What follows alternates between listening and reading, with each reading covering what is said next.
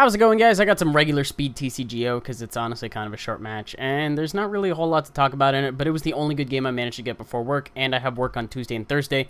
As such, I had a lot of stuff to do today, so yeah, this is going to be a moderately quick game. Hopefully, I'll get some material by Thursday, but a game is a game is a game nonetheless. Now, before I begin talking about this, there is that link in the description that I did want to talk about in case you did not watch yesterday's battle or you're only here for TCG.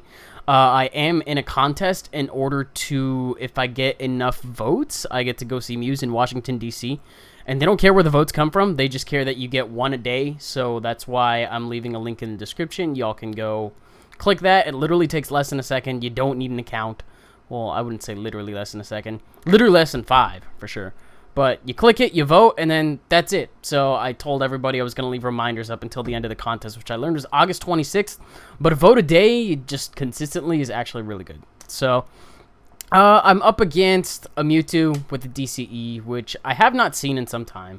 I don't know. I've just mainly been running into TDK. And then here is a face I have not run into in a long time. It actually turns out to be a Rayquaza. So in case we did not piece together what I'm playing, I am in fact playing Fluffychomp, but hey, you know, I'm actually playing it with something a little bit different today. Shout out goes out to Lewis Valentine for actually loaning me a pair, and by a pair, I couldn't decide between 2 or 3, but Tropical Beach. Tropical Beach is a promotional stadium that they gave out at Worlds 2011 and Worlds 2012, and it's great for Stage 2 decks that don't really need to attack / can't attack on the opening couple of turns, and you trade up your attack in return for drawing up until you have 7. So it's like a Giga Bianca that you use at the very end, but you can't do anything else in your turn. So these beach maybe a total of once or twice. I actually think I only use it once.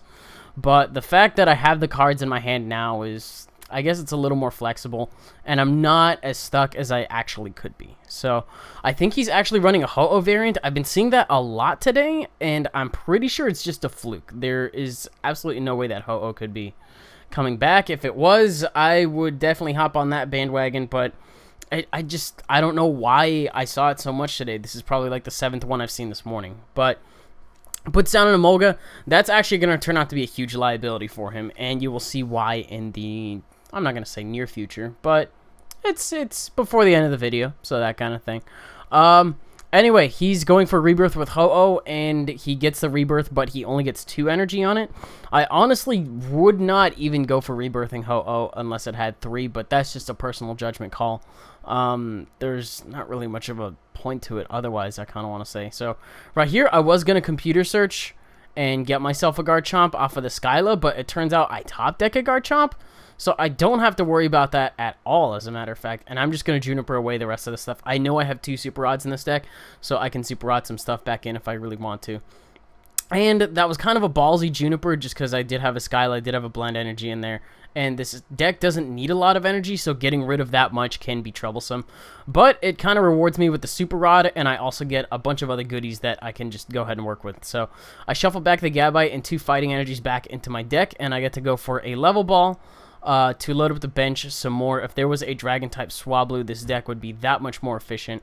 But you have to Level Ball for them, or you have to draw into them. That's basically the only way to get them out. So I'm just going to Mock Cut for 60. Garchomp is pretty interesting right now because it still discards the special energies as always, but in a format that's full of special energies, all of a sudden it becomes a little bit more useful. Now, I could run this variant with Landorus. It's something I've been thinking about for a while, but just the Altarias, I don't know. People really don't like it. I kind of do. I found this list online once upon a time, and outside of Beaches, I don't think I've tweaked that list at all, and I think it works great. I even have room for Max Potions, and it's fantastic. I think I even put Choruses in here because the list didn't have Choruses because it was made that long ago. But I put Choruses in here just because you're going to have a lot of stuff on the bench, and it works great. So I'm just going to go ahead and chain Dragon Call, kind of how I used to do back in the day with the Sunflowers and whatnot. So get myself a Gabite, and then get myself another Gabite, and then I could have chained for another Gibble on that one, but I decided we'll just get an Altaria loaded up, and we'll try to do as much damage as I can to this Mewtwo here. So I think I am computer searching for a... Okay, so I'm getting a max potion because I know I can just heal off the active, and then if the Ho-Oh actually comes back in with the switch, I can live another hit. I don't want to risk it because I've got over half damage on me already, so I might as well just go for another Mach Cut, and then if he does come in, it'll be a nasty surprise. But hey. Now, I have 2 max potions in this deck. I could potentially find room for a third, because Garchomp is a very cheap attacker. It's one of the ones that really favors max potion, because you only have to discard 1 energy, and in rare scenarios, you'll have to discard 2 in order to heal it off fully. And it's got a decent amount of HP, too, so there's really no reason not to run max potion in this deck. But I did not even see the possibility of the fact that he could just load up a Rayquaza in the background and then just take me out with a Shred because of my weakness to Dragon. So that actually ended up happening, and it's not as much of a setback as you'd think it is, because I do lose a Garchomp, but A, I can Super Rod it back in, which totally went unscripted, by the way. You know, that was just another fortunate top deck. I was just going to load up a different one. But now I actually top deck another one. So what I can do is I can put down the Swablu. I can use one of my Dragon Calls to actually get a Gibble, and then use the other one to get a Garchomp, and just keep the Chomps coming. So the deck is just... I don't know. I like it because it's very self-sufficient. The problem is that it really does not like the Garbodor matchup. I ran into that once, and I was like, I'm not putting up with this. I don't think this list runs Scrapper. It's a huge problem. So I think I evolved that one because I'm out of Dragon Calls, and I'm just going to load this thing up. And then Mach Cut it right back for even more damage than it dealt to me. Hit it for a whopping 200 damage. If I can get that Altaria down on my next turn, assuming he does not end me out, I should be able to hit him for 220. But I already knocked him out, so I don't even know why I'm still talking about it. Anyway, Ho-Oh with the Rainbow Burn in the back. 20 plus 20 more for every different kind of energy on it. Every different kind of basic energy on it, I should say. So, his damage is up to 80. I don't really know whether or not I want to heal off this one, because I could just get another one built up in the background anyways, and I might need that max potion for later. So I figure I might as well just get the Garchomps up at this point. There is nothing else that needs to be Dragon Called, so I might as well just get 2 out of it. And I don't really need to Juniper either.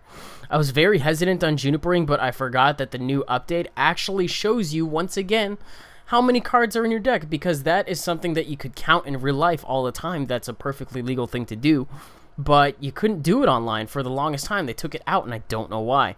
But it's back again, along with Beaches. The client's also working a little bit better. Trading is still more or less broken. You can't accept offers that scroll down for some really stupid reason, which is another reason why it's been so hard for me to actually get a set of Beaches for my own, because this is just a borrowed pair. I just really wanted to make a video today with something that would mildly benefit from Beaches, and although I only used it once, the really only other thing that benefits from it greatly is like Blastoise Keldeo, which I guess I could run on Thursday.